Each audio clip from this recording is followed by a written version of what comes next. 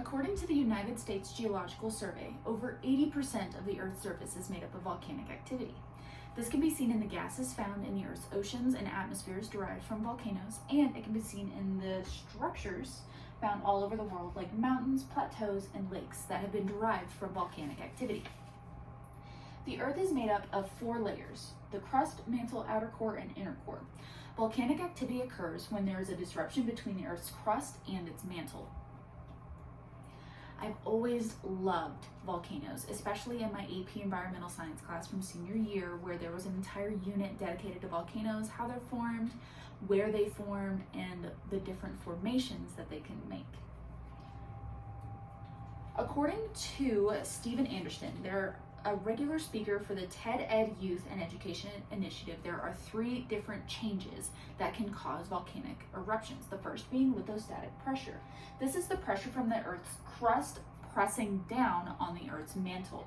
When there is disruptions, this can either be caused from erosion or even other more sudden things like landslides. When that pressure is decreased, the mantle is able to push through and have that volcanic activity. Next, we have magmastatic pressure. This is the pressure from the magma in the mantle pushing up on the Earth's crust.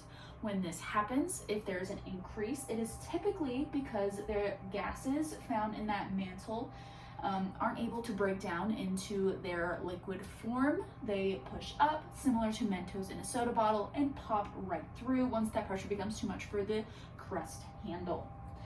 Next is rock strength. The rock strength can be decreased in 2 different ways. The first being these bubbles that I just mentioned. They can erode away at that rock layer that separates the crust from the mantle, and it can cause the mantle to be able to push through that weakened rock and cause eruptions. Next, tectonic plates can also weaken that rock strength. It pulls it apart, separates it little by little, and gives that magma the pressure it needs to go through and cause that volcanic activity. According to the National Park Service, there are 3 classic types of volcanoes. First being cinder cone volcanoes, then composite volcanoes, and lastly, shield volcanoes. There are many more, but these are the 3 I will be going over today. Cinder cone volcanoes are your classic, most common types of volcanoes. They are very violent eruptions, usually only once, because that magma will then harden in the vent after the eruption, making it difficult for it to erupt again. Once it has that violent eruption, the lava will spew out, then it will cool off on the sides, creating that classic cone shape similar to the Patacotin volcano in Mexico, seen right here. That is a classic cinder cone volcano. Next is your composite volcano. Unlike the cinder cone volcanoes, it can erupt many, many times, making it larger because it has many layers of lava. And a very common type of composite volcano is Mount Vesuvius, associated with the destruction of Pompeii.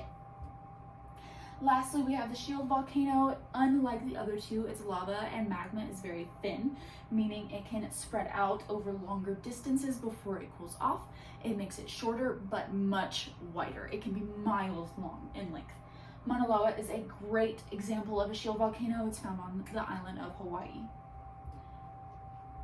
We have learned about the 3 disruptions that can cause volcano activity, and we have learned about the 3 classic types of volcanoes. What I hope you take away from this today is there are many more types of volcanoes, but they are all formed from those 3 disruptions we talked about: the lithostatic pressure, magmastatic pressure, and the change in rock strength.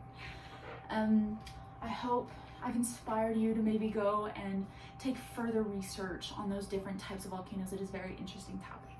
Thank you.